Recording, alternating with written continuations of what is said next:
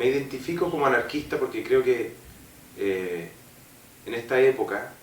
y quizás cuando digo época me refiero a un tiempo, a un momento histórico muy amplio, ¿no es cierto?, que tiene que ver desde el enraizamiento, el fortalecimiento del capitalismo, el fortalecimiento de los estados nacionales hasta hoy, y sobre todo en países que están, por decirlo de alguna manera, en la periferia, ¿no es cierto?, del centro político y económico del mundo. Creo que ahí, en estos lugares, en esta época, el anarquismo tiene ciertas respuestas fundamentales a los problemas que son más relevantes, a los problemas cruciales de nuestra situación actual. Creo que el anarquismo tiene la capacidad, y lo ha hecho en momentos históricos de manera práctica, y lo ha hecho en otros momentos de manera teórica, responder a esas preguntas, responder a las necesidades o dar herramientas para esas necesidades concretas, cotidianas, ¿no es cierto?, de la gente en situaciones de opresión, de el pueblo en situaciones de explotación, y sobre todo hoy en día con el agotamiento de las ideologías, con el agotamiento de la perspectiva de la izquierda, ¿cierto?, con una izquierda muy débil en términos de articulación, con una izquierda muy débil en términos de la autocrítica que puede hacer, en la medida en que ha estado vinculada al Estado durante todo el siglo XX y no ha sido capaz de sacarse ese fantasma de encima. Creo que el anarquismo tiene la capacidad de, al mismo tiempo que criticar el sistema neoliberal de mercado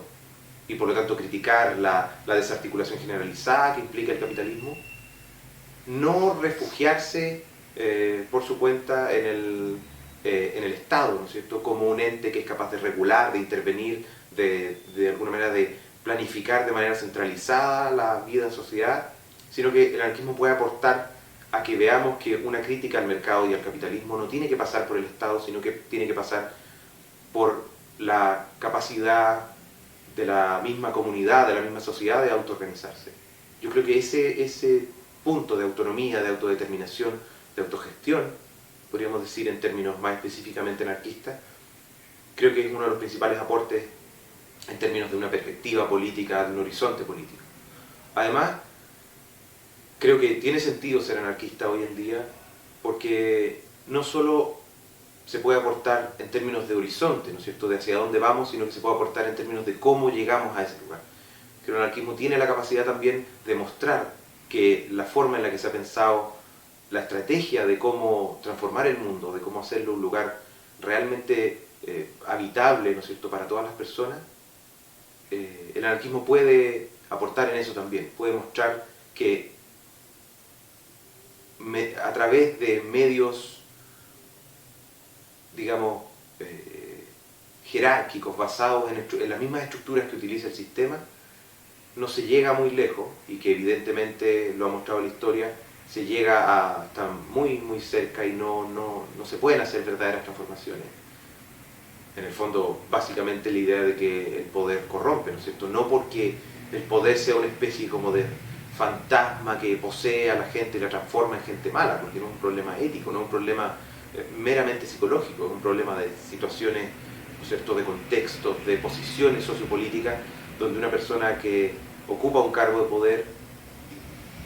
en un contexto de una sociedad que le atribuye un cierto poder por estar en esa posición, evidentemente va a llegar